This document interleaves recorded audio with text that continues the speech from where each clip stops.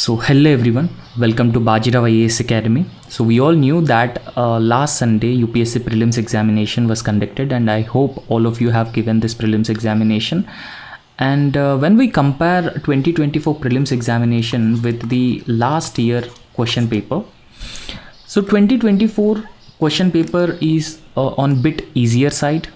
And last year in 2023, we have seen a different pattern of questions from UPSC, right? So the question pattern was, like all of one, only two, only three. So that was the pattern that UPSC has followed last year. But this year we have seen a very less number of questions with that pattern, right? So therefore, last year what happened, when UPSC has been giving that kind of a pattern, everyone felt that UPSC tried to eliminate the elimination tricks and techniques that were followed by a few students to arrive at the correct answer. However, this particular specific pattern that was followed last year has also been promoting some luck. Okay, so because of that reason, in 2024 we can see a complete change in the UPSC prelims paper compared to the last year paper. No, in fact there were number of questions so which were asked based on last year pattern, but this year there was a mix of different questions that are being asked, right? So in a way we can say that this prelims examination this year 2024 has mostly focused on polity. So polity has given a healthy coverage of in the in this prelims examination. Now polity always gets a high priority in every year, so therefore you have to focus mostly on the polity paper, right? So Lakshmikant is the best source, and you just revise this Lakshmikant as many times as possible to make sure that you become strong in polity section. And apart from that, we have also seen a lot of questions on environment which were being asked this year also. Now along with the polity, environment is also one of the most important section. Why? Because the Indian Forest Services examination and the prelims examination for civil services examination is same, and because of that reason this year we have seen number of questions from the environment side. However, surprisingly, for modern Indian history, this time a very less number of questions in the paper, a very less number of questions were asked from the modern Indian history. But this time culture has got its proportionate share. Apart from culture, from ancient Indian history also they have asked number of questions, right? So geography also we have get a decent amount of questions, and surprisingly international relations has got a lot of priority in 2024 paper, right? So therefore it is very important that you need to regularly follow what has been happening around the world, because a lot of questions were being asked in this prelims examination specifically from the international relations. And when we talk about the science and technology, a less number of questions, right? But current affairs, when I say current affairs, the government schemes were focused mostly. There are number of government programs which were directly asked, the government schemes which were directly asked. So therefore you have to be regularly updated with the current affairs, and you have to give a high priority polity, economy, current affairs, and also the economy part of the syllabus, right? So these are actually forms the crux of your preparation, right? So the polity, environment, economy, current affairs, modern Indian history, geography, so they actually form the crux of your overall preparation. But we can not dependent on a few subjects, right? So make sure you complete all the static part of this core topics, core syllabus topics: polity, environment, economy, geography, and modern Indian history, right? So after that you can also focus on current affairs. So regularly follow current affairs, because there is an increased proportion for current affairs also in every year of this examination, right? So if you are up to date with these current affairs, you can easily answer these questions. Now apart from this thing, you have to be very strong in basics, and if you are strong in basics with respect to these different subjects, you can easily attempt these questions, right? UPSC prelims examination actually tests the basics, right? So let's try to discuss and also try to arrive at the correct answer for all the questions that were asked in 2024 UPSC prelims examination. So if you go to the first question, so this is set A, right? So this is set A, and first question, consider the following statements. And statement 1.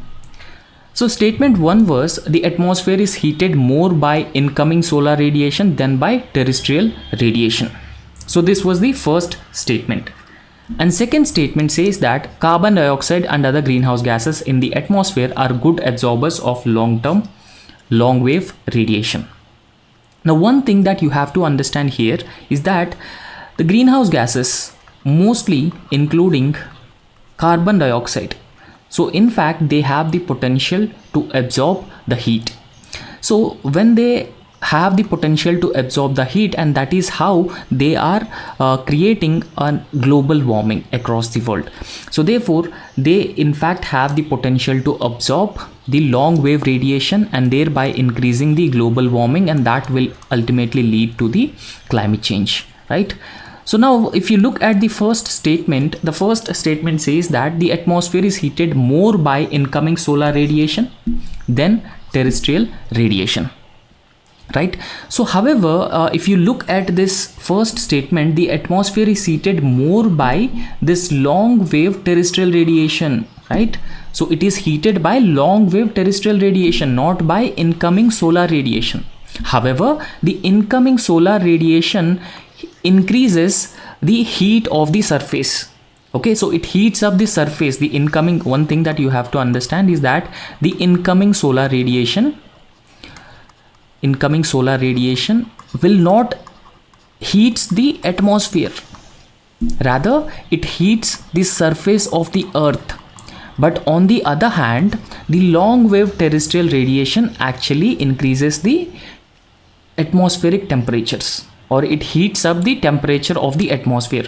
So therefore first statement is clearly incorrect, but on the other hand second statement is correct. So therefore if you go to the options, the correct options, so first statement is incorrect and statement 2 is correct. So therefore the correct answer for this question is option D. So the next question, consider the following statements. Now first statement says that thickness of the troposphere at the equator is much greater as compared to poles, and statement number 2 says that at the equator heat is transported to the greater heights by strong convectional currents. Now here the correct answer for this question is A. Okay, so A is the correct answer for this question. Why? Because now, so if you look at the second statement, now at the equator heat is transported to the greater heights by strong convectional currents. Now imagine that this is planet Earth and this is equator, and at the equator Tropic of Cancer and Tropic of Capricorn. So these are the regions which receives highest rainfall in the world. Sorry, highest rainfall, and at the same time highest temperatures, right? Highest solar insolation. Due to highest solar insolation at the equator region there is a strong convectional currents, and because of the strong convectional currents the troposphere at the equator is much higher in altitude compared to the troposphere at the poles. And because of the strong convectional currents, so we can say that the troposphere above the equator is much thicker, right? So the troposphere is much thicker compared to the troposphere at the polar regions because of the strong convectional currents. These strong convectional currents is because of higher solar insolation that was being received, that is actually being received by the solar sun. Okay, so because of that reason the troposphere above the equator is much more thicker than the troposphere at the polar regions. So therefore both statements given here are correct. Now, so if you look at this explanation part, troposphere is the lowermost layer of the atmosphere. We all knew that if you look at the layers of the atmosphere, troposphere, stratosphere and thermosphere, exosphere, ionosphere. So there are different layers of the atmosphere, and lowermost layer of the atmosphere is the troposphere, right? So we all knew about that. Troposphere is the lowermost layer of the atmosphere. However, when we look into the height, the average altitude of the troposphere at the polar regions, it is just 13 kilometers. Okay, so its height, average height across the earth, planet earth, so the average height is 13 kilometer. And when we look into the height of the altitude of the troposphere at the poles, it is around 8 kilometers, right? So there were no strong convectional currents at the polar regions, and because of that reason, in polar regions the average height is around 8 kilometers. But on the other hand, at the equator, the average height of the a troposphere is around 18 kilometers, right? So therefore, due to the strong convectional currents, the thickness of the troposphere is greatest at the equator, because heat is transported to the greater heights by strong convectional currents. So therefore, the correct answer for this question is option A. So next question, consider the following statements. So there are number of statements were given. So how many of the above products of volcanic eruption? So which of the above are the products of volcanic eruption? Right, so we all knew that whenever the volcanic eruption takes place, it releases into the atmosphere a lot of compounds, okay, a lot of gases as released into the atmosphere. Now the question is, consider the following and how many of the above products are products of volcanic eruption. Now if you look into the explanation part, so the principal product of volcanic eruption may be grouped into several broad categories. Okay, so for example, the products which are being emitted into the atmosphere includes ash. Ash is being spread into the atmosphere emitted by these volcanic eruptions, and then falls and pyroclastic flows, right? So pyroclastic flows or pyroclastic debris, ash is being released into the atmosphere, and even the gas emissions also. It releases lava flows and gas emissions also into the atmosphere. Now when we talk about these gas emissions, so they constitute of sulfur dioxide, carbon dioxide, and number of other gases.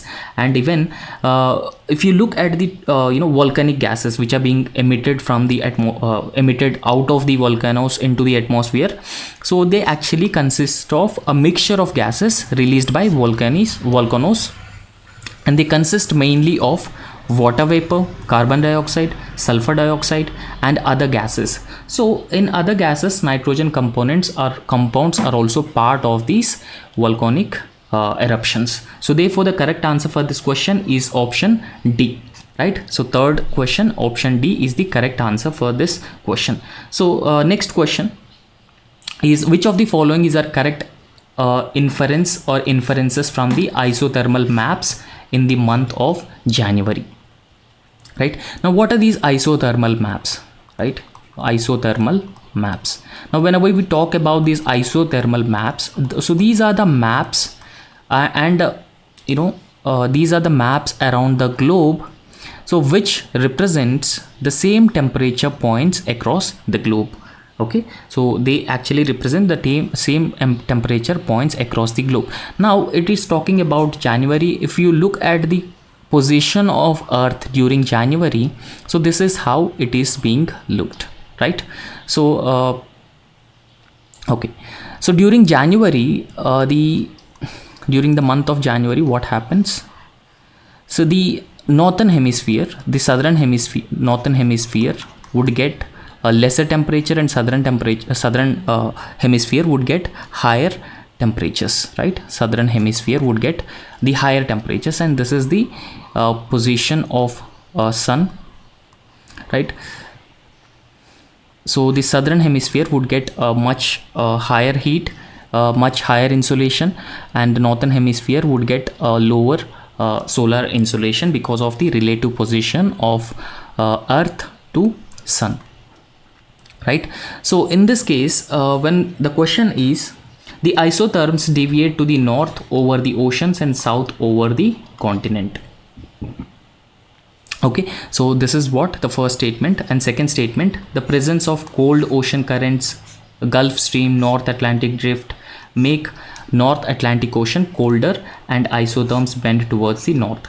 Now one thing that you have to understand here, isotherms bend towards the north, Okay, so isotherms bending towards the north means that there is a higher temperatures in the northwards. Okay, so because of only higher temperatures it bends towards northwards, but here it is saying that cold ocean currents, now cold ocean currents, Gulf Stream, North Atlantic drift make the North Atlantic colder. So if the North Atlantic Ocean is colder, the isotherms will not bend northwards, right? Because of the colder oceans, isotherms will not bend towards north. So that is incorrect statement. So if it is a colder, then isotherms will bend away from the North Atlantic Ocean. So therefore it is incorrect answer. And apart from that, if you have a decent knowledge about these ocean currents, Gulf Stream is not a cold ocean current, right? So most of these currents are warm ocean currents, and if you have a decent knowledge about these ocean currents, you can clearly answer this question. And if you have a map with you, so you can easily answer these questions from the map, because in the map it is very often represented that what are the cold ocean currents and what are the warm ocean currents. But on the other hand, the isotherms deviate to north over the ocean and south over the continent in the month of January, right? So why north in the ocean and why south in the continent during the January? Now imagine that, so this is the northern hemisphere and this is the southern hemisphere, right? So in the northern hemisphere, imagine that in the month of January, the northern hemisphere would get lesser heat. So this would get a lesser heat, and because of the lesser heat, what happened? The continents would cools down comparatively at a faster pace. So continents are comparatively lesser warm when we compare it with the oceans, right? So here oceans are warmer and continents are colder, and because of that reason they bend towards northwards, north in the ocean and south in the continent. So therefore this statement is absolutely correct, and the correct answer for this question is option A. So fifth question, so which of the following countries are well known as the two largest cocoa producers? And this is a very strange question, and we can infer this question is being asked from agriculture point of view, and this question is also part of the economy point of view, right? So you need to identify two largest states in the world in terms of cocoa production, right? So these two states, Cote d'Ivoire and Ghana, are the two largest cocoa growing countries. So they are actually the two largest cocoa growing countries. So therefore the correct answer for this question is option C. So because these two states, Cote d'Ivoire and Ghana, have been contributing to around 60% of the global cocoa production, right? So I have been taken all these answers, right? So that you will have evidence about this. So correct answer for this question is option C, Cote d'Ivoire and Ghana. So they are producing around 60% of the global cocoa production. So followed by Ecuador, contributes to 9%. In Asia, Indonesia is the largest producer of this country, and this is also a bit difficult question, I would say, right? So next, a reverse based question. Now this trend was followed by the UPSC in 2021, and in 2021 UPSC asked about the Indus River system.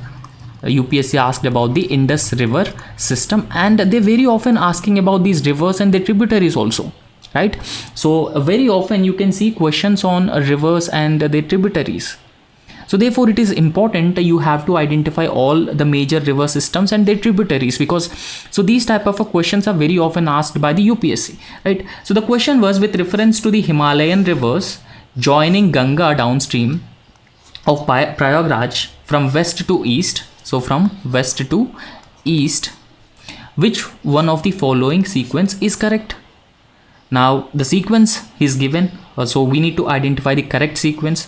So first we need to identify whether Gagra is the west or Gomti is the west. Now if you look at these rivers, Gomti is the westernmost and followed by Gagra, and then Gandak, and Kosi.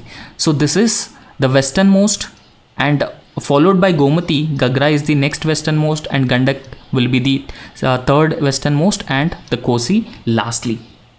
So therefore the correct answer for this question is option B. Now I'm telling you again that please identify all major river systems: Ganga, Yamuna, Brahmaputra, and Indus river system, Krishna, Godavari, Mahanadi, and Yamuna rivers. So these are most important rivers, and also try to identify the tributaries of these rivers, so that it will be helpful, because in 2023 also they have asked the tributary of river Godavari, right? They very often asking about these tributaries, so therefore make sure that you learn all these tributaries, right? Now the next question is, rainfall is one of the reasons for weathering of rocks, of course. So whenever rainfall takes place, so it just erode, or it will lead to the erosion of these rocks over a period of time, because they comes under the influence of water, and water also consists of certain chemicals, and that will further speed up the weathering process. Now this was the statement 1, and statement 2 was rainwater contains carbon dioxide in solution. Statement 3 says rainwater contains atmospheric oxygen, right? So in this, the correct answer for this question is both statement 2 and statement 3 are correct, and both of them explaining the statement 1. So therefore the correct answer for this question is option A. So option A is the correct answer for this question. Now if you look at this explanation part, this chemical weathering describes the process of chemicals in rainwater making, and that changes the minerals in rock. For example, carbon dioxide from the air is dissolved in the rainwater. Not just carbon dioxide, but also oxygen is dissolved in the rainwater. Carbon dioxide and oxygen is very important for the chemical reaction that would lead to the weathering of these rocks. Okay, so after this rainfall starts taking place, a reaction occurs when the rainwater comes into contact with minerals in the rock, and that causes weathering process. So therefore the correct answer for this question is option A. So next important question, consider the following countries, and which of these countries are sharing its borders with the North Sea. Now very often these type of questions are also being asked by the UPSC, right? So Middle East was one of the focused area of UPSC. Along with the Middle East, now they also started asking about the North Sea and Europe. How many of the above countries have a border with North Sea? Now in this context, it is very important that you need to identify the bordering countries of Caspian Sea, and Mediterranean Sea is also very important. Okay, Mediterranean Sea, and apart from Mediterranean Sea, Black Sea is also very important sea, Black Sea, and North Sea. So you need to identify all the bordering countries of these respective seas. Now if you look at the map, so this is the North Sea, and countries which are bordering with the North Sea include Finland.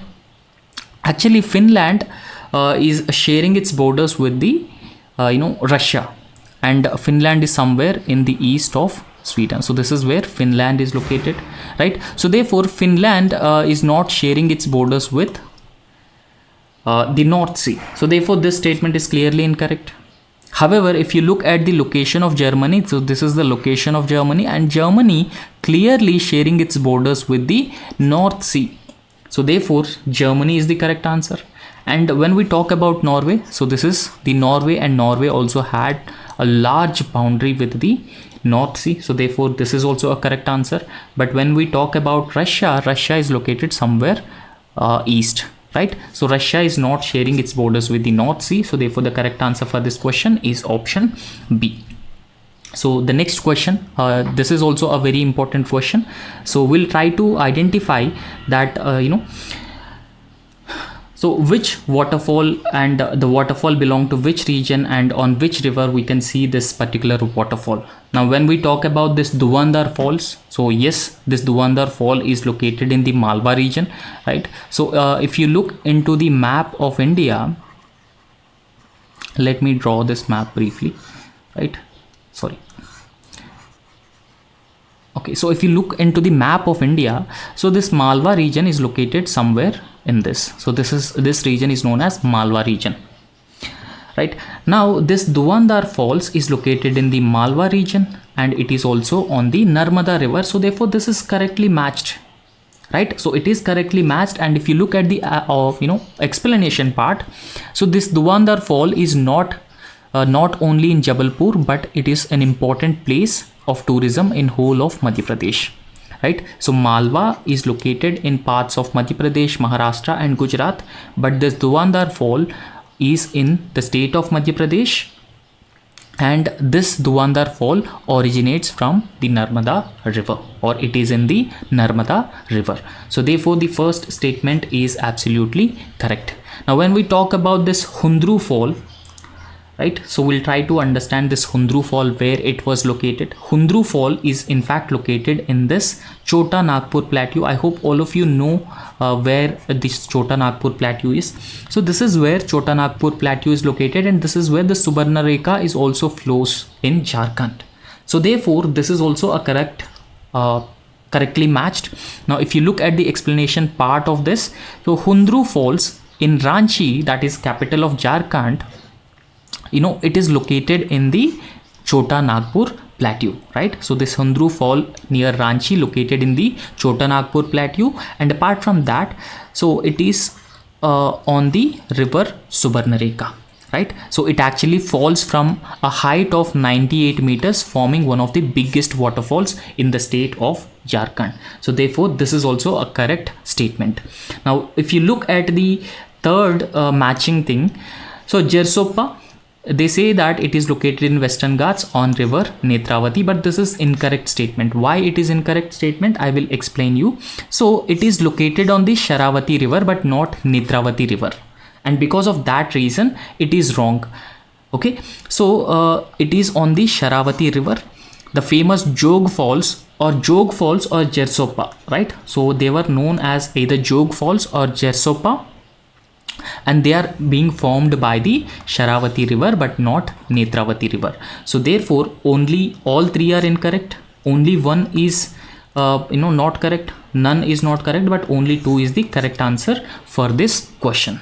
Right, so next, consider the following information. Again the table based question was being asked here also, right? So here Central Asia, Vosges Fold Mountains, Europe Alps and Block Mountains, right? So this is with respect to the location of fold mountains and block mountains, right? Now if you look at the India, Himalayas were known as fold mountains, right? So Himalayas are rightly called as fold mountains, so they are known as fold mountains.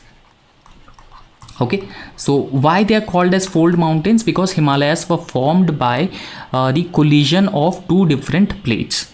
The Eurasian plate or Indian plate collided with the Eurasian plate, and because of that reason, because of that specific reason, the fold mountains are being formed, right? Because of the collision, these fold mountains are formed.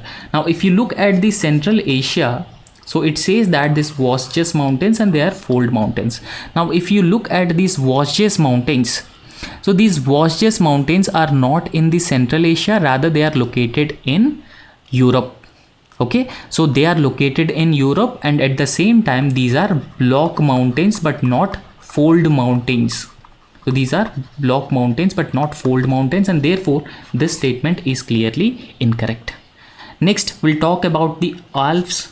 Now Alps are actually the young fold mountains but not block mountains. These are young fold mountains but they are not block mountains, and therefore yes, they are located in Europe, and these Alps are the mountains but they are young fold mountains but not block mountains, and therefore this statement is also clearly incorrect. And the other thing is that these Appalachians are located in the North America, and along with that they are also fold mountains. So you can see here Appalachian mountains are classified as a fold mountains, and they are also located in the North America. So therefore this statement is correct. And South America, Andes mountains are also located in South America, and they are also fold mountains, and therefore the correct answer for this question is option B, only 2. Why? Because the first and second statement were not correctly matched, but third and fourth were correctly matched.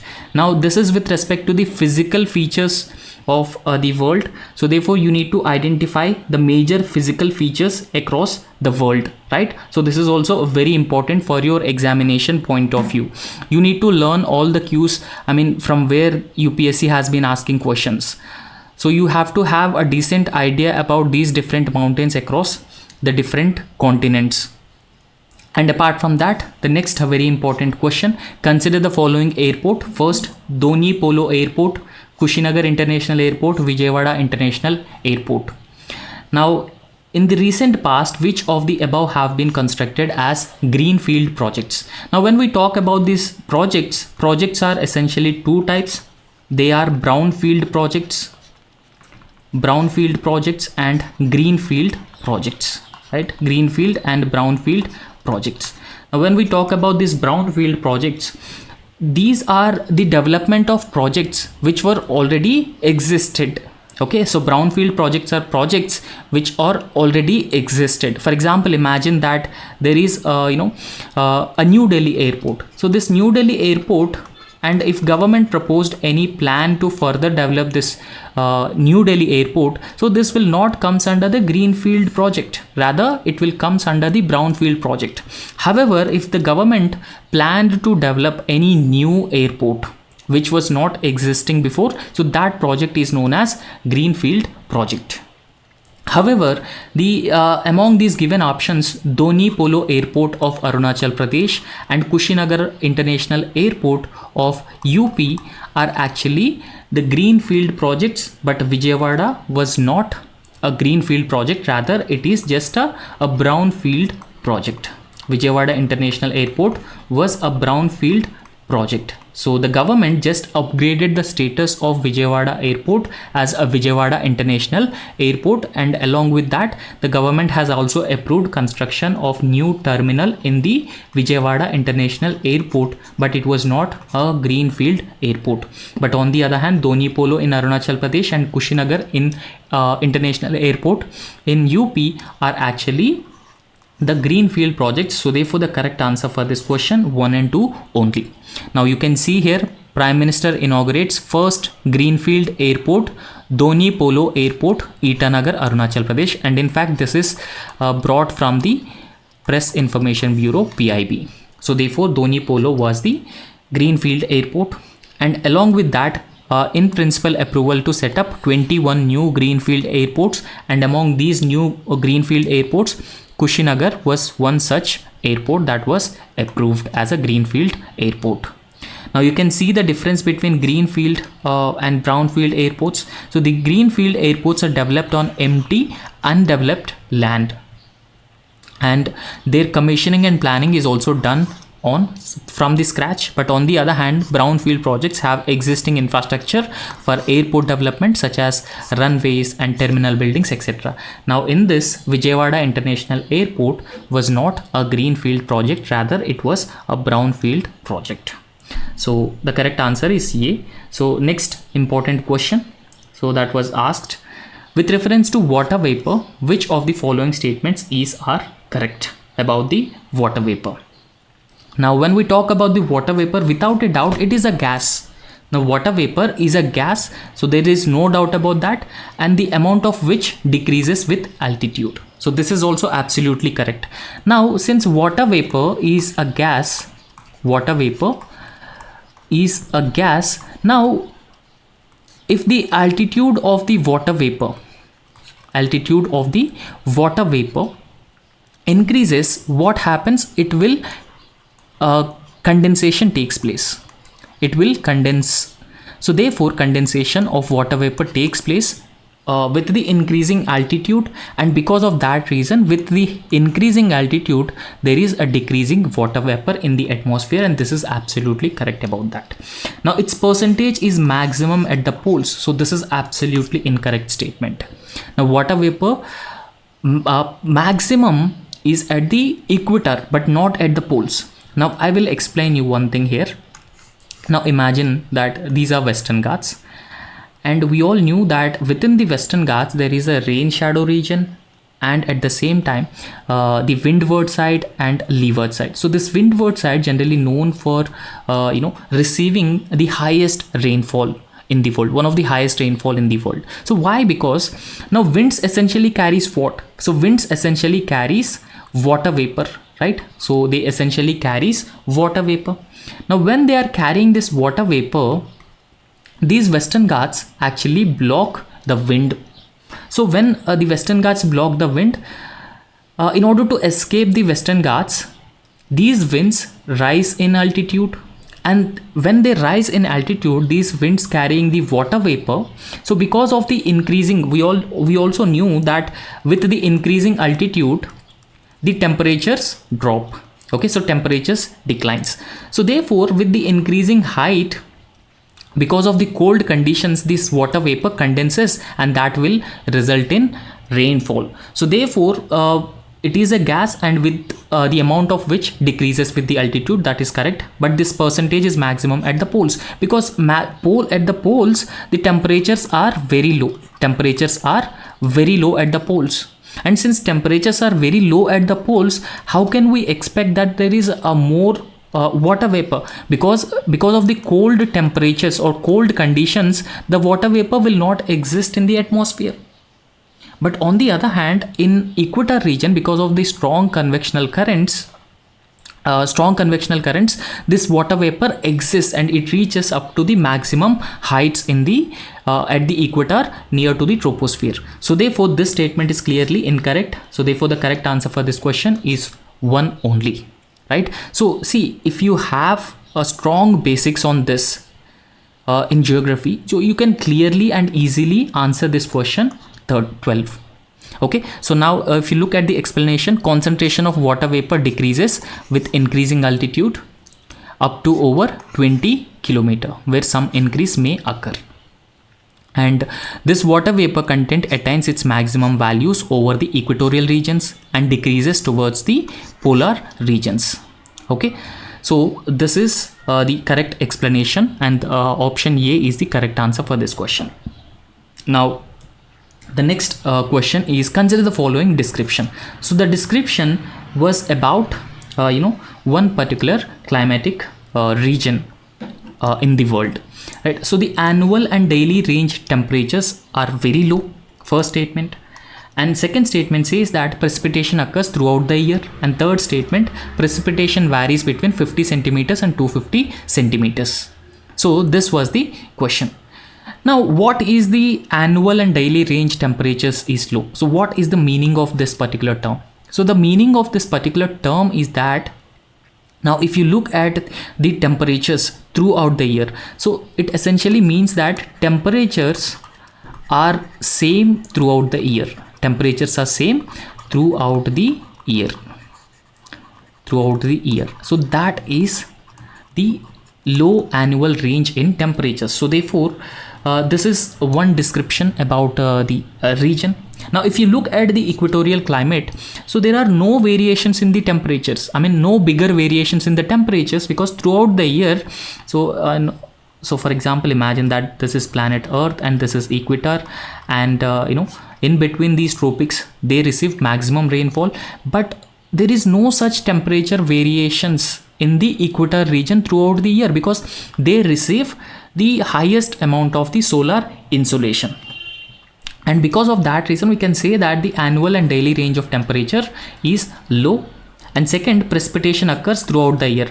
Earlier also I have told you that because of the strong high temperatures, okay, so high maximum temperatures at the equator regions and within tropics, what happens, there are strong convection currents, and these strong convection currents would result in rainfall almost every day in this equatorial region. So therefore the precipitation occurs throughout the year, and precipitation varies between 50 centimeters and 250 centimeters. So lowest rainfall to highest rainfall. So therefore it would be best can be an equatorial region rather than the China type of climate or any other climate. So it would be the best description of the equatorial climate. So therefore we can assume that the correct answer for this question is option A. Okay, so if you look at the Köppen classification, so Köppen classification is one of the very important classification of global climates, and according to the Köppen classification, this equatorial region is characterized by consistently high temperatures. Now, as I've already explained, why high temperatures, because the tropics receives one of the highest temperatures throughout the year, and apart from that, the tropics, especially the equatorial region, receives rainfall throughout the year, and apart from that, heavy cloud cover, high humidity, and very little annual temperature variations. So therefore option A can be the correct answer in this question. So the next question is with respect to the Coriolis force, and this is also geography question, right? So they have asked a number of questions from geography. Now if you look at the Coriolis force, again tropic of again equator region. Now when we talk about this Coriolis force, the Coriolis force is deflection of wind. Okay, so it is deflection of wind direction. So deflection of wind direction is known as the Coriolis force. Now if we look at the deflection of wind in the southern hemisphere, it deflects towards the west.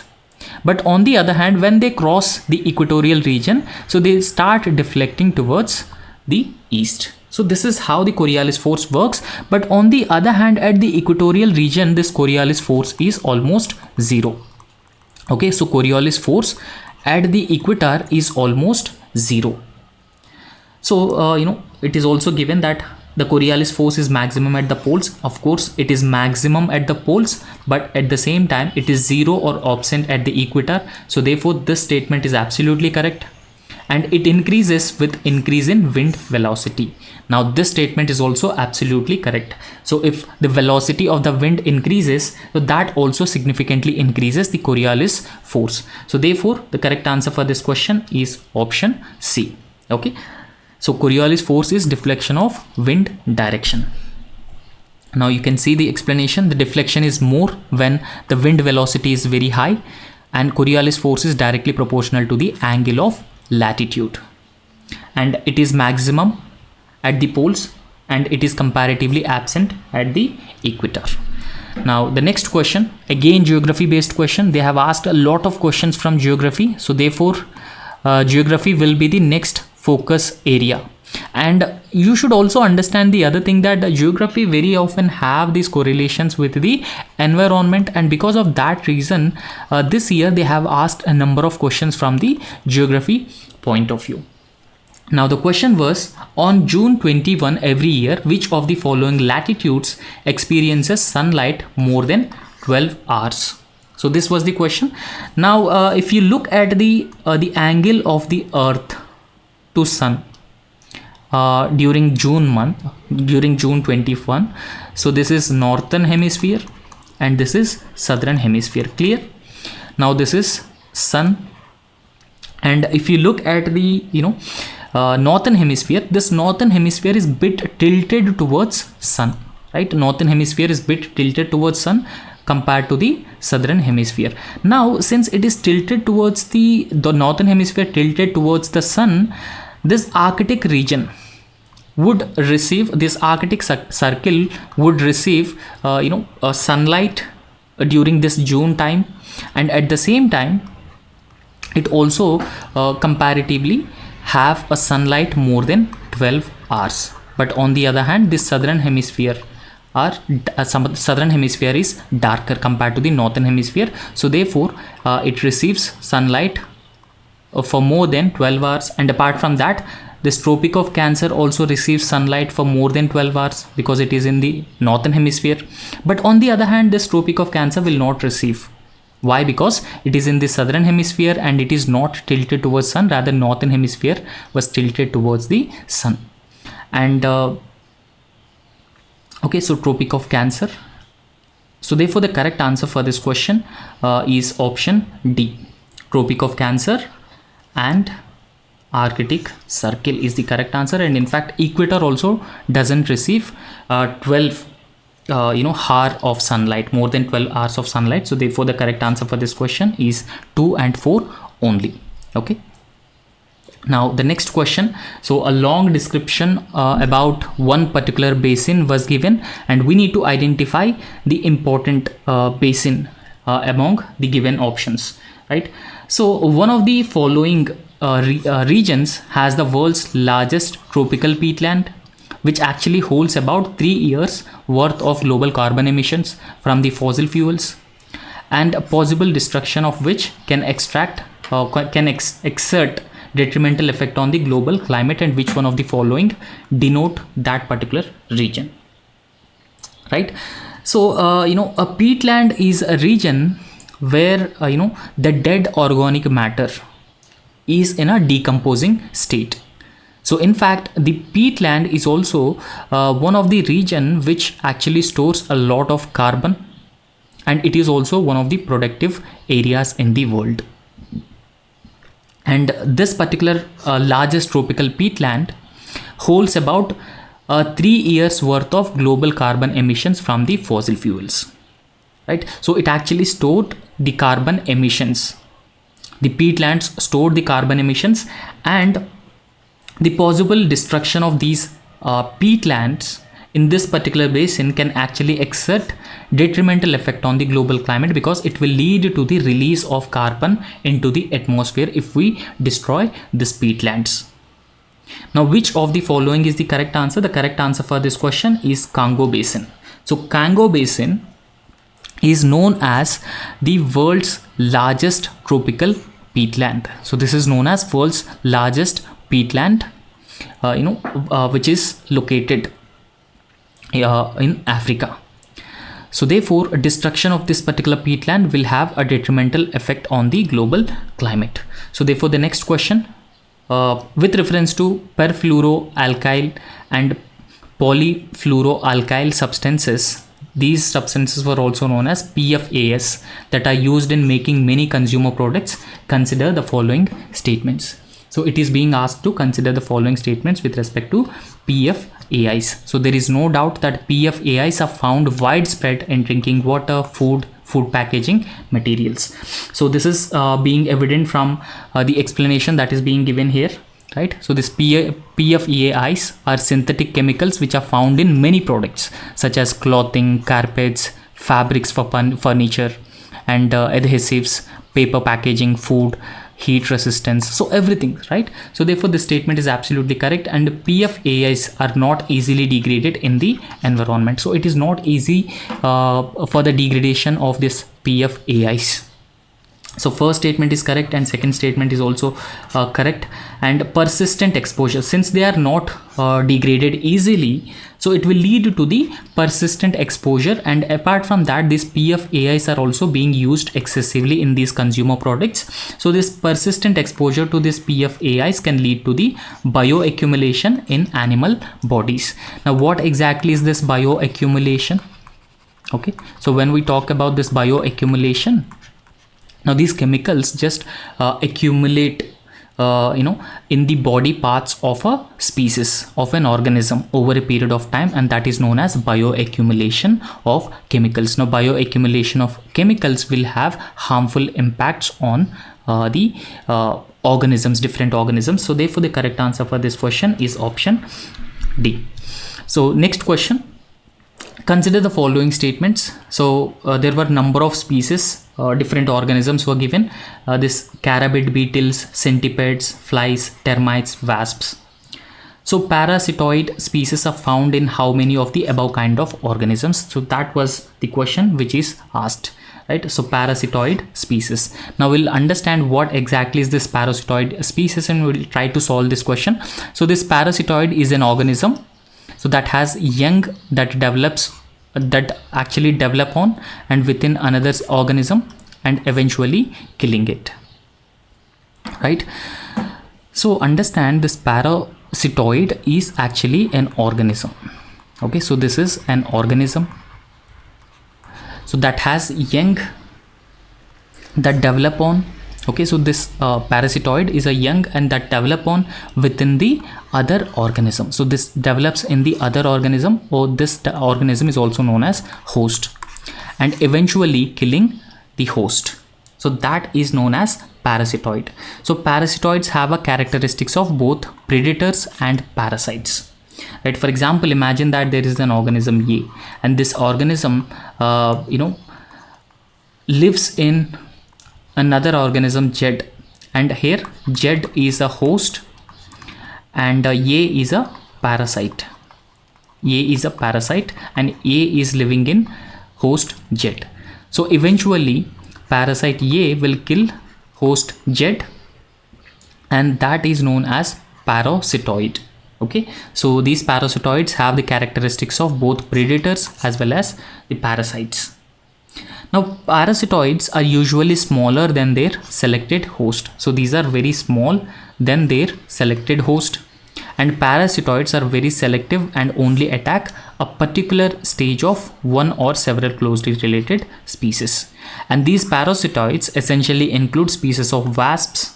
Okay, so it also include wasps, flies, and beetles and worms. So you can also see beetles and worms. So therefore the correct answer for this question is option B. Only 3 is the correct answer for this question, because parasitoid we very often see in this scarabid beetles, flies and wasps, but not termites and centipedes.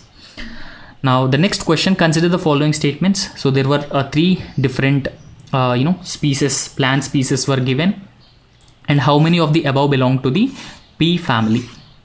Okay, so horse gram, soya bean and groundnut, so all these belong to this Fabaceae family. So therefore the correct answer for this question, all three belong to the pea family. So therefore the correct answer for this question is option C.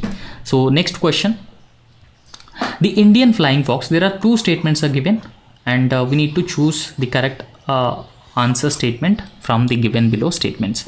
So Indian flying fox is placed under the vermin category in the Wildlife Protection Act of 1972.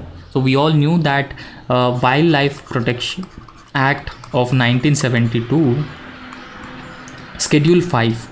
Okay, so Schedule 5 of the Wildlife Protection Act places any animal as a vermin animal if it has impacting the existing crops and human settlements, human populations. So it will be categorized as a vermin, so that that particular animal is allowed for hunting or killing. Okay, so with some regulations. And second statement says that Indian flying fox feeds on the blood of other animals. Now in this image you can clearly see the Indian flying fox. Now when we talk about this Indian flying fox, so it is it is also known as Greater Indian fruit bat. So this flying fox is also known as Greater Indian fruit bat, and it is a species of fox native to the Indian subcontinent. So this particular Indian flying fox is native to the Indian subcontinent, and in fact why it is categorized as a vermin under Wildlife Protection Act of 1972, because it is very often having destructive tendencies in the sense that, so it actually destroys or destructs the fruit farms, and when it has been destroying the fruit farms, of course the farmers will have some economic losses, and because of that reason it is classified or categorized as a vermin species. But apart from the negative effects of Indian fruit bat, so it also benefits the agriculture and farmers by pollination and seed propagation often outweigh the impacts of its fruit consumption. So therefore ecologically and environmentally it is very important. So since it depends on fruits, it will not feeds on the blood of other animals. So therefore this statement is absolutely incorrect. So correct statement is statement 1 is the correct statement, because it is categorized as a vermin species, and statement 1 is correct but statement 2 is incorrect. C is the correct answer for this question. Now this is also very easy question. So the question was cicada, froghopper and fawn skater are which of the following? Now this cicada, so you can see this is cicada and this is froghopper and pond skater. So you can also see this pond skater very often in ponds. So all these are insect species. right? So they are not birds, fish or reptiles, rather they are insect species. So cicada, froghopper and fawn skater are insect species. So therefore the correct answer for this question is option C. So next question.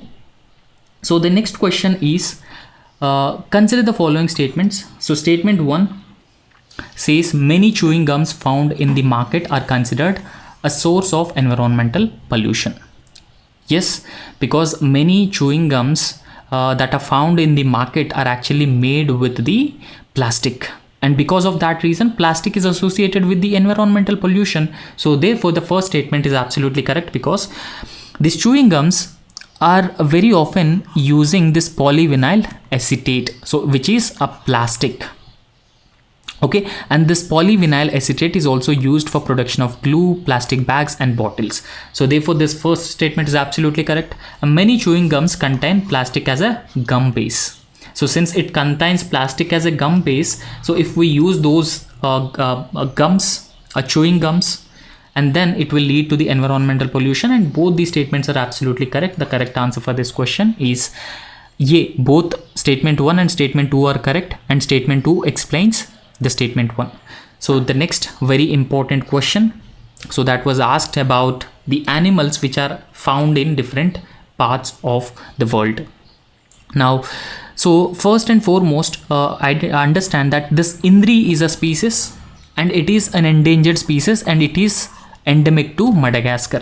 Now endemic to Madagascar in the sense that it is only found in Madagascar.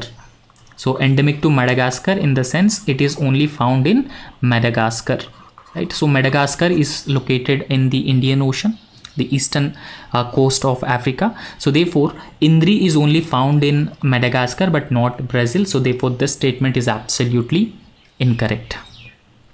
Now in fact it is said that this Indri species has been losing its rainforest habitat because of, you know, the forests are being cut down for fuel, timber and slash burn agriculture, etc. Okay, so next, elk. Now if you look at this elk, now elk is the largest and most advanced subspecies of red deer, and it is found in North America and high mountains of Central Asia, and you can see this elk. Now elk is not found in Indonesia, rather it is found in North America and high mountains of Central Asia. So therefore this is also clearly incorrect statement. And after that, bonobo, right? So you can see this bonobo. So this is how this bonobo looks like. This is like a chimpanzee variety or chimpanzee species, and this bonobo is again an endangered great ape species, and they are found only in the Democratic Republic of Congo.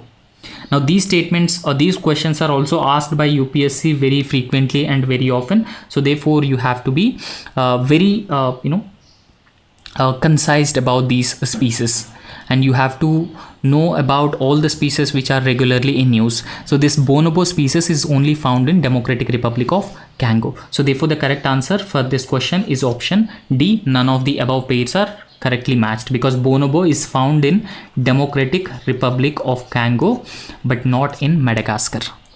So next statement, consider the following statements regarding World Toilet Organization.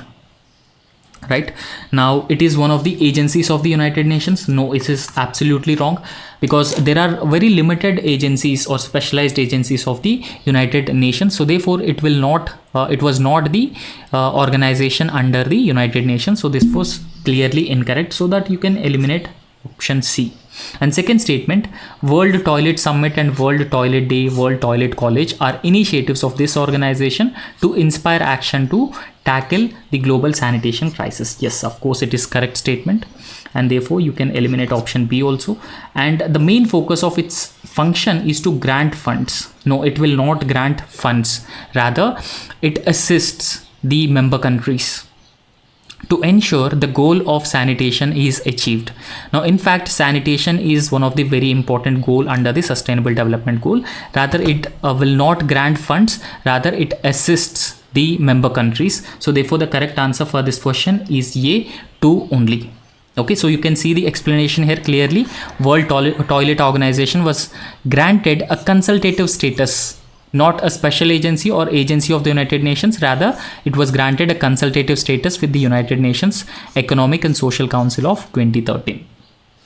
And in fact, World Toilet Organization was established on World Toilet Day and the World Toilet Summit in 2001, and this was followed by the World Toilet College of 2005. Now, so the goal and the objective of World Toilet Organization is to achieve the goal of sanitation for all, as it was mentioned in the Sustainable Development Goals of 2030. So next, consider the following statements. Lions do not have a particular breeding season. The question is that lions do not have a particular breeding season, and you can see lions are polygamous animals that breed throughout the year. So this indicating that they do not have a particular breeding season. So therefore, this first statement is correct. Unlike most other big cats, cheetahs do not roar. So this is also correct statement, because cheetahs do not roar like other big cats.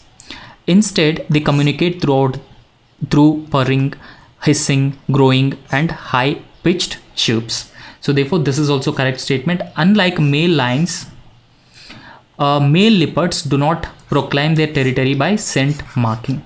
And in fact, this is incorrect statement, because male leopards, they actually proclaim their territory by these scent markings, and it is considered as a primary tool for territorial establishment of these male leopards. So therefore, all these three statements are incorrect. So the three options are incorrect, and statement 1 is correct, 1 and 2 only. And next question, which one of the following is the correct description of 100 million farmers? So what is the correct statement about the 100 million farmers? Now, if you look at this 100 million farmers, this is also a very simple question, and option A is the correct answer for this question. It is a platform for accelerating the transition towards food and water systems that are net zero, nature positive, and that aims to increase farmers' resilience. Now, what is net zero? Net zero essentially means that the total emissions are being absorbed by the existing systems that we have in place, so that it will not result in increasing temperatures in the atmosphere due to the emissions. So net zero is the balance between the emissions we release and emissions we absorb from the atmosphere. So that is net zero, and it is essentially making sure that this food and water systems promote net zero target and at the same time ensure the farmer resilience. So 100 million farmer is a platform which is supporting private and public leaders to position food and farmers as a central pillars on the global climate and nature agenda, and accelerate the collective action to scale climate and nature friendly agricultural practices. So this is a very simple and easy question. So next, consider the following statements. Now, how many of the above are considered as distributed energy resources? Now, what are these distributed energy resources? So distributed energy resources are actually the small scale energy resources which are inside the meter. Okay, so electricity, which are inside this electricity meter. Now, inside electricity meter in the sense that, so these are the energy resources, so with which we can generate electricity. Right, for example, battery storage, biomass generator, fuel cells, rooftop solar photovoltaics. So everything are part of this distributed energy resources systems. And apart from that, you can also go through all other distributed energy resources systems, right? So cogeneration and reciprocating engines, autonomous energy systems, fuel cells, hydropower, photovoltaic systems, batteries, wind and biomass generation. Now everything comes under this distributed energy resources system. Next, which one of the following shows a unique relationship with an insect that has co-evolved with it, and that is the only insect that can pollinate this tree? So the correct answer for this question is fig tree. Okay, so because if you look at this explanation for this question, now each species of wasp pollinates only one species of fig. Okay, so it only pollinates only one species of fig, and each fig species has its own wasp species to pollinate it. So that is actually a unique relationship between fig and wasp. Fig is a fruit, so that you can see here, right? And this extraordinary diversity of co-evolution between figs and wasps has become so profound that neither organism can exist without the other organism. So therefore the correct answer for this question is option A. Next, consider the following statements. Butterflies, fish and frogs, how many of the above poisonous species among them? Now we cannot say that butterflies, within butterflies there are no poisonous butterflies. So of course there are some butterflies which are poisonous. For example, you can see here the pipey vine, swallowtail, so eat poisonous plants as caterpillars and are poisonous themselves as adult butterflies. So therefore there are some butterflies which are poisonous, and even there are some poisonous fishes also. Okay, for example, puffers, toadfishes are poisonous fishes. Now this statement is also correct. Frogs, and there are deadly poisonous frogs also. You can see here the number of frogs which are poisonous frogs. So therefore the correct answer option C for question number 29. And after that, consider the following. How many of the above trees are actually native to India? Now native to India in the sense that they are just found in India, or they just found in a large scale in India. They're native species. Now cashew is not a native species of India, and papaya is also not a native species of India. And in fact, cashew is a native species of Central America and countries in South America, and papaya is also a native species of countries in South America, but it is not native to, these two species are not native to India. But on the other hand, this red sander species is a native to India, and it is a native species. Now understand that that is why it is very often suggested that you need to regularly look into the previous year question papers, because UPSC generally repeats the previous year questions, because previously also there was a question on this red sanders. Okay, so there was a question which was being asked on this red sanders, and this red sanders is only found in the Sheshachalam hills of Eastern Ghats. Sheshachalam hills of Eastern Ghats. So therefore this red sanders is a native species, and only one species is a native species, and this is also known as red sandalwood, and it is a species of tree that is native to the southern Eastern Ghats mountain ranges in South India, especially parts of Andhra Pradesh.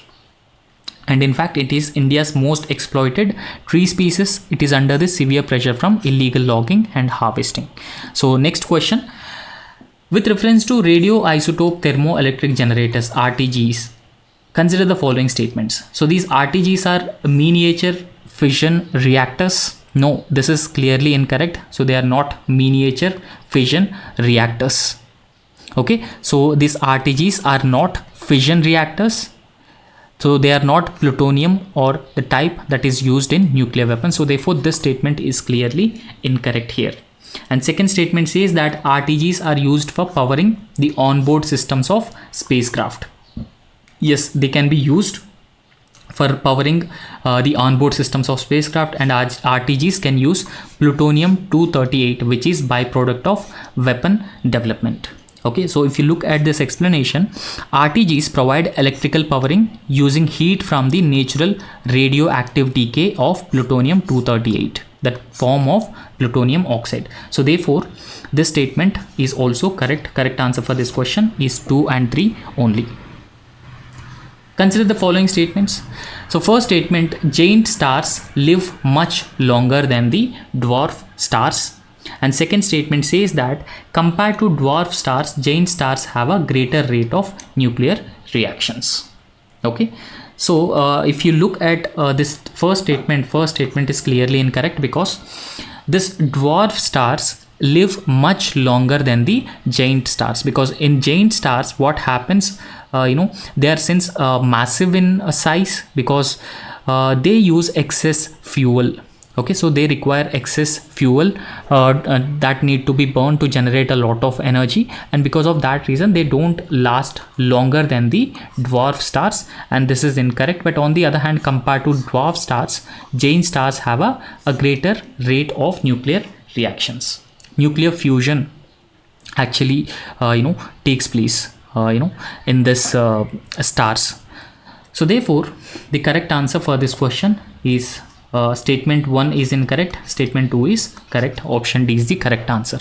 So giant stars have a greater rate of nuclear reactions, that lights up the stars. Okay, so they actually undergo a greater rate of nuclear reactions, and massive stars also use up hydrogen fuel in their core faster, and despite starting out with much more of it, meaning they live much shorter lives than these dwarf stars.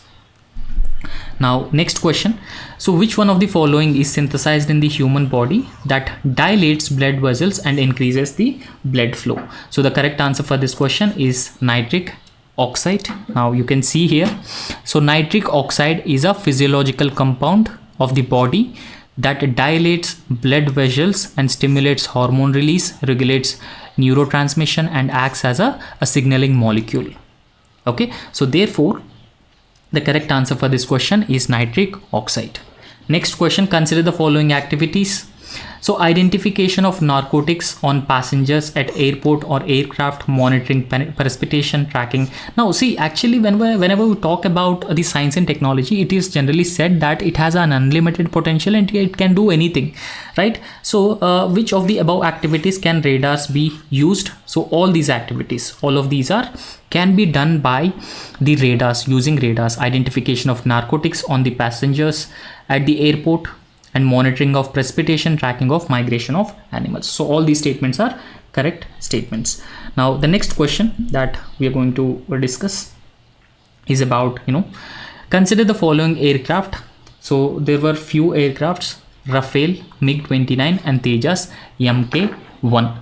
Okay, so how many of the above are considered as a fifth generation fighter aircraft? Now, as of now, India do not have any fifth generation fighter aircraft. So we do not have any fifth generation fighter aircraft.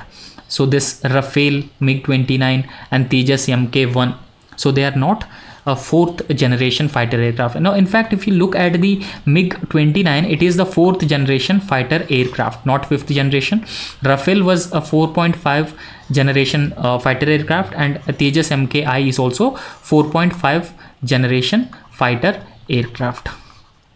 So therefore, and in fact, recently India also announced plans to develop this fifth generation fighter aircraft, and this is known as this AMCA.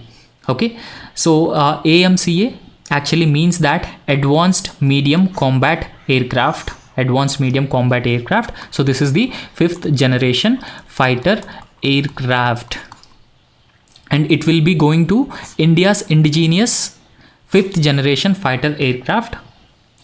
And in fact, LCA Tejas is 4.5 generation single engine multi-role aircraft.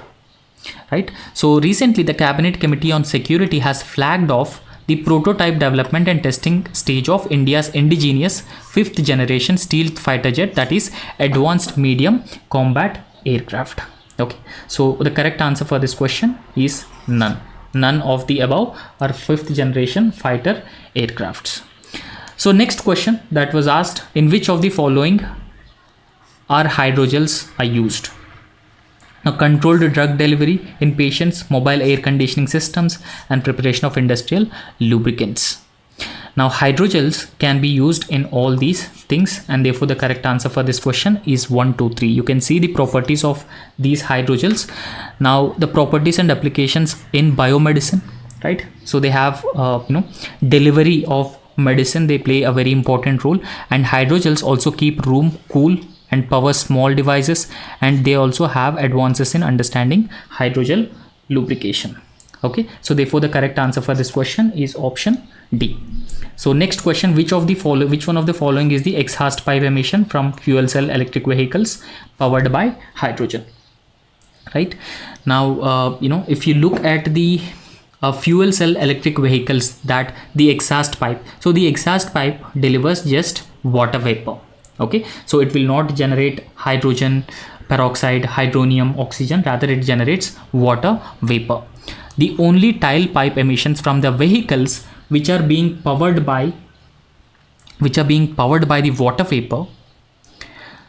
So even such a relatively harmless compounds called a clearly designed exhaust solution. So in fact, they releases water vapor from the tail pipe, exhaust tail pipe. Okay, right.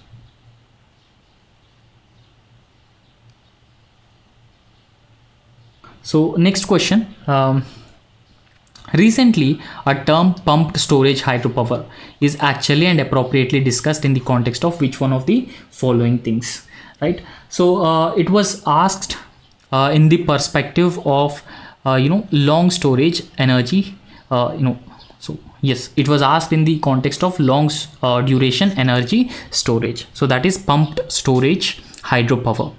Now this pumped storage hydropower is a type of hydroelectricity energy and storage device, and it is configuration of two water reservoirs at different elevations, right?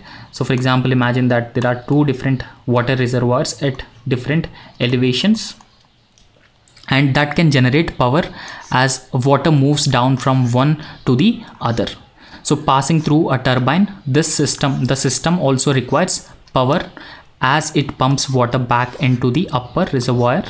So this PCH, the pumped storage hydropower, acts similarly to a giant battery because it can store power, then release it whenever required. So therefore the correct answer for this question is option C. Okay, so option C is the correct answer for this question, long duration energy storage. So 40th question, with reference to the Indian economy, collateral borrowing and lending obligations are the instrument of which of the following? And these type of questions were also very often and frequently asked by UPSC in previous year examinations also. Now this particular thing, collateral borrowing and lending obligations are specifically related to the money market.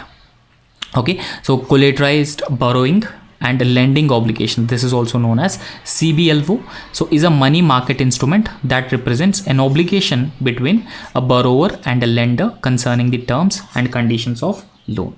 Okay, so therefore money market is the correct answer for this question number 40. Okay, and after that, so this is also a very important question about the fertility rate. Okay, so this is a very important question, and I think most of you are known about this option, right? So the total fertility rate, total fertility rate in an economy.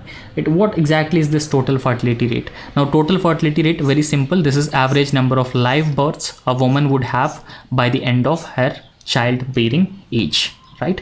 So D is the correct answer for this question. Okay, so now you can see it is a very simple definition that the total fertility rate compares the figures of average number of children that would be born per a woman if all women lived to the end of their childbearing years. So therefore D is the correct answer for this question.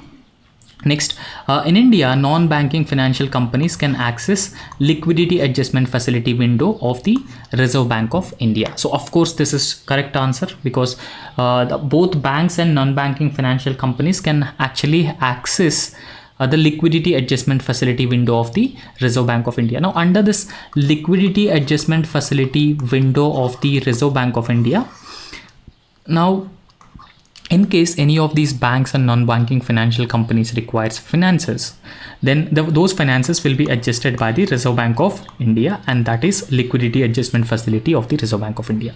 Now in India, foreign institutional investors can hold the government securities. Yes, this is also correct, because the government securities can be purchased by both retail investors. Retail investors are generally the investors who are not institutional in nature. For example, pension funds, insurance funds are institutions. So because of the a fixed rate of return, they generally invest in government securities if they feel that they will not be able to generate sufficient returns through investing in these capital markets. So therefore they invest in government securities, and along with these institutional investors, retail investors like us can also invest in these government securities, and this statement is also absolutely correct. Now third statement, in India, stock exchanges can actually offer separate trading platforms for debts. So this is also absolutely correct. The stock markets can actually have this power to offer a separate trading platforms for the debts. And in fact, NSE, which is also known as National Stock Exchanges, set to unveil India's first debt trading platform. So therefore this statement is correct, second statement is correct, and first statement is also absolutely correct. Now in India, which of the following can trade in corporate bonds and government securities? Now So if I can tell you, insurance companies, pension funds, retail investors, everyone can invest in corporate bonds and government securities. Now here government securities is G6. G6 are known as government securities, and they can invest in these corporate bonds as well as the government securities also, right? So therefore the correct answer for this question, again, option D. Now this NPS investor can now select top performing fund manager in each asset class. So this is all not required, but insurance companies and pension funds, retail investors, everyone can invest in corporate bonds. Now corporates also issue bonds to raise money. Okay, so in order to finance their activities, and they in turn offer a certain rate of return to these investors, right? So therefore D is the correct answer for this question. And 44th, consider the following statements: exchange traded funds, motor vehicles, and currency swaps. Now which of the following are considered as financial instruments? So there's no doubt there are certain funds which are known as exchange traded funds. So exchange traded fund is also one of the safe investment option that is being available for the investors. So this is a financial instrument. And currency swap is also being done with the different countries. For example, if any country has been facing the shortage of forex reserves, and the other country will come and provide aid in terms of this currency swap. In the case of India had already announced this currency swap with the Sri Lanka. So therefore currency swap is also a financial instrument. But on the other hand, how can motor vehicles comes under this financial instrument? So therefore this is a basic logic, and therefore statement 2 is incorrect, and only 1 and 3 are correct in this question. Correct answer is 1 and 3. Now next question. So this is also a very important question, and this is actually tests your basics, how strong you are in your basics. So with reference to the sectors of the Indian economy, consider the following phases. So there are a number of sectors, economic activities were given in this, and you need to identify the sector. Okay, so first, storage of agricultural produce, it belong to which sector? Dairy farm, which belong to which sector? Mineral exploration and weaving of cloth. Okay, now when we talk about the storage, all agricultural activities comes under which sector? All agricultural activities comes under the primary sector. Okay, so in fact forestry, agriculture and mining also comes under the mining, and quarrying also comes under the primary activity. Now when we talk about the dairy farming, again it is a subsector under the agriculture, so therefore it also comes under the primary sector. This mineral exploration will not come under this tertiary sector, as I have already told you that mining, quarrying and mineral exploration also comes under the primary sector. Weaving of cloth comes under the secondary sector. Okay, so dairy farming is in the primary sector, correct answer.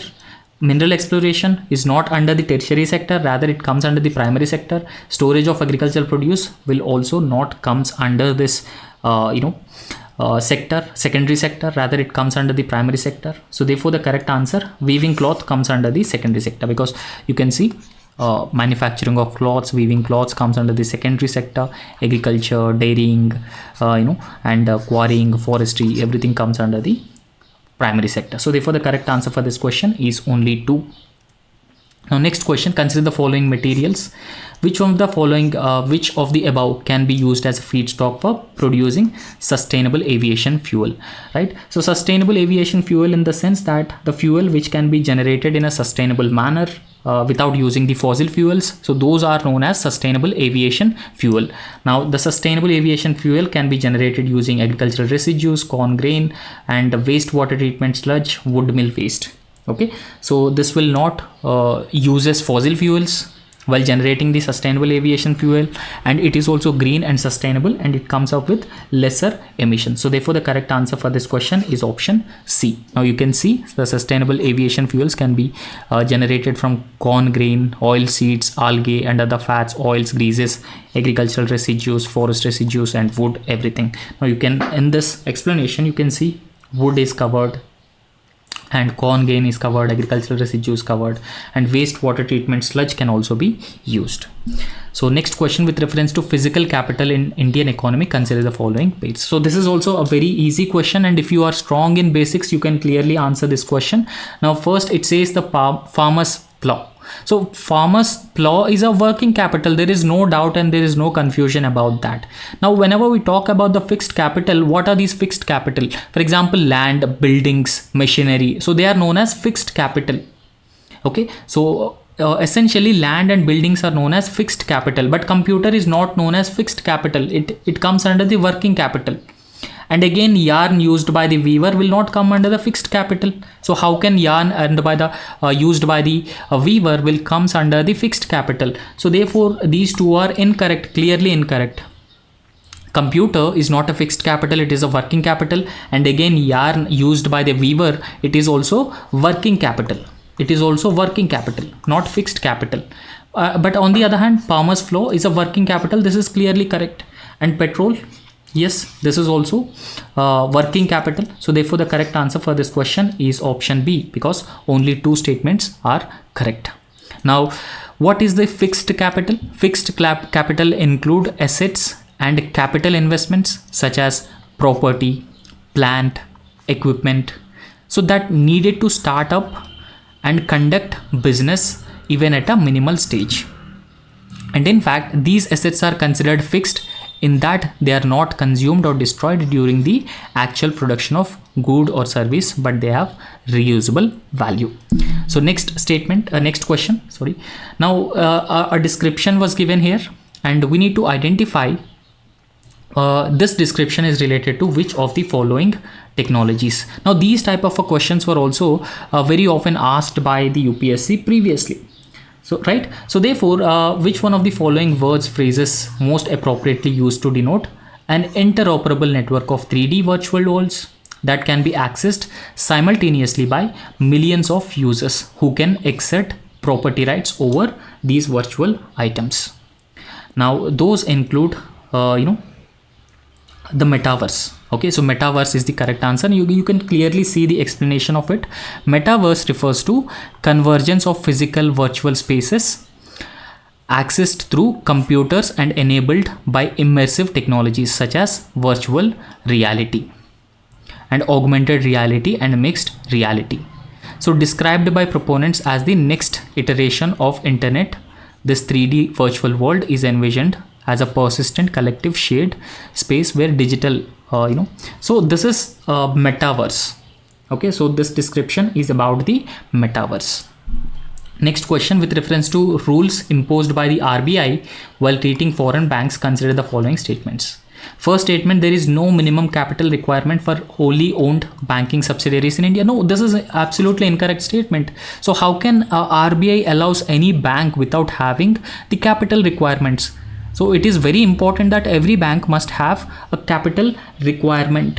So therefore this is incorrect statement. Second statement, for wholly owned banking subsidiaries in India, at least 50% of the board members should be national, Indian national. No, it is not board members, rather it is directors. Okay, more than 50% of the directors should be Indians but not board members, and therefore this statement is also clearly incorrect. So the correct answer for this question is option D.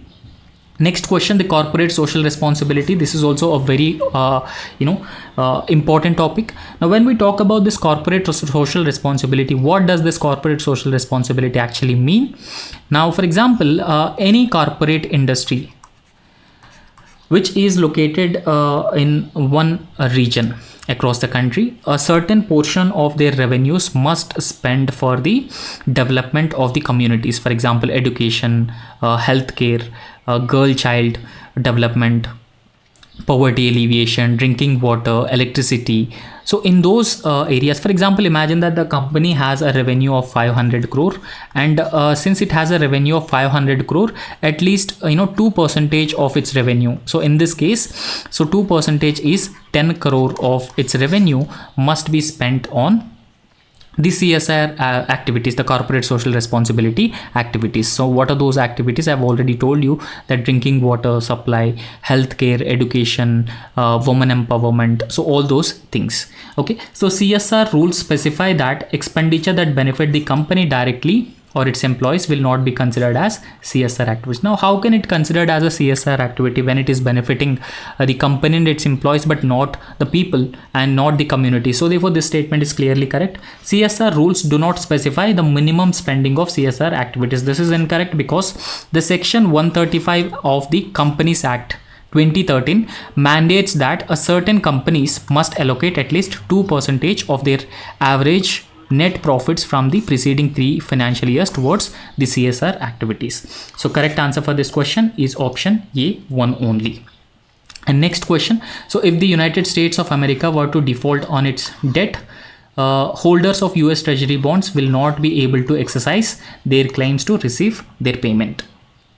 Yes, of course, if a US government defaults on their loans, if US government has not paid their loans of the companies, so of course this is true, because they will not be able to exercise their claims to receive the payment. Second statement, USA government debt is not backed by any hard assets but only by a faith of the government. So therefore this statement is also correct. So correct answer for this question is option A. Both statement 1 and statement 2 are correct, and statement 2 explains statement 1. So next question, consider the following statements. The syndicated lending spreads the risk of borrower default across multiple lenders. Okay, so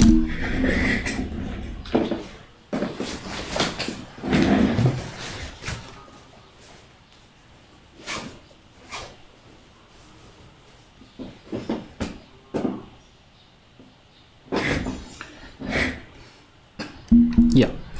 So syndicating allows lenders to spread risk and take part in financial opportunities that may be too large for the individual's capital base, right? So when we talk about this syndicating, it allows lenders to spread risk and take part in financial opportunities that may be too large for individual capital base. And lenders are referred to as syndicate, which works together to provide funds for a single borrower. The borrower can be a corporation, a large project, and the sovereign government also, right? So therefore the loan can involve fixed amount of funds, credit line, or combination of both. So therefore the correct answer for this question is option C, because statement 1 only is correct, because syndicate lending spreads the risk of borrower default across multiple lenders. But on the other hand, statement 2 is incorrect, because in syndicated loan can be a fixed amount lump sum of funds but cannot be a credit line. So therefore this is incorrect statement, and statement 1 is incorrect. Now this is the first part, and we are coming up with the second part also. Okay, thank you.